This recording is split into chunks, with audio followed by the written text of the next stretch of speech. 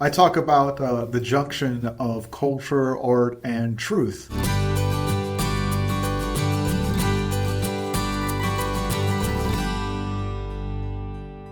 I am brought back to the thought of an article that appeared on Wired magazine about 10 years ago. And the title of the article was, "I liked everything I saw on Facebook for 48 hours, for 2 days." And it's a hilarious account of some millennial guy, journalist working in a hip publication, liking everything that came his way on Facebook and the chaos that ensued. Pop-up ads and suggestions and notifications being sent to his own friends. He was getting messages asking if his account was hacked. But in the middle of all those things that were served to him through social media, through Facebook, was a post about Gaza. During the time Israel was in one of its offensives dealing with the security threat located within Gaza, Hamas. And I thought it was a curious reaction that this author, that this web writer had to being served a suggestion about Gaza. And what he said was, he said, "Oh man, now I have to like something about Gaza?" And that was such a concise way to communicate that the younger generation has a problem. That problem is it does not have a clear stance on issues regarding Israel, and Israel is seen as an inconvenience.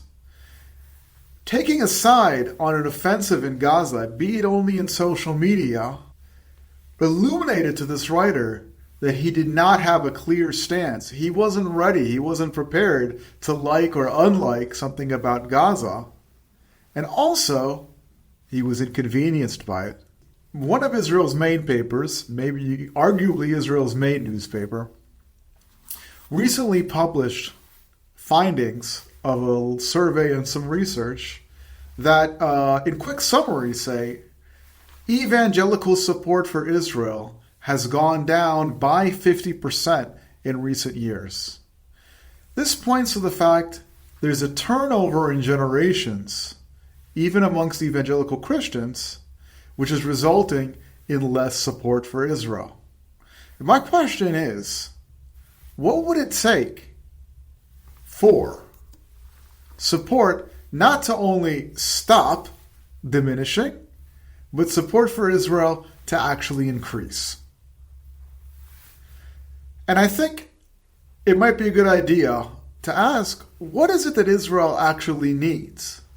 Does Israel need this writer on Wired website to like something? Does Israel need you to like something on Facebook? Does Israel need you to do a podcast, to do a protest, to do a march and print out flyers? What does Israel need? And my only way to look at it is to dive into Genesis 12:3, where God says, "I will bless those who bless you and curse those who curse you, and in you all of the nations shall be blessed." At the end of the day, Israel needs blessing. That's the need. Now, what does blessing mean for the new generation? I can't answer that for everybody. But if each seek in their own heart to bless Israel, I believe that it will truly be a blessing, and it will truly bring a blessing not only to Israel, but to the nations of the world. The need here is to bless Israel. Why? Why is there a need to bless Israel? Well, beyond the fact, or in relation to the fact, that it appears in the Bible, in Genesis 12:3, we can also point to the fact that God has a pattern.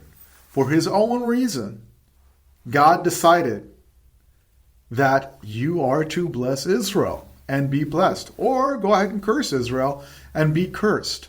But this points to the fact that there is a sovereign God who has a sovereign plan. He likes when people honor his plan for things. And in younger generations, there's a pushback. There's a pushback to the fact that, what do you mean there's a plan? And there's a hot button word called patriarchy that refers to imposed limitations that's being brought on you from above. You can't do this, you can't do that. Why? Because of the patriarchy.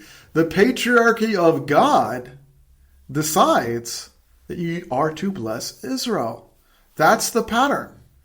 Honor it, don't honor it, it's God's pattern.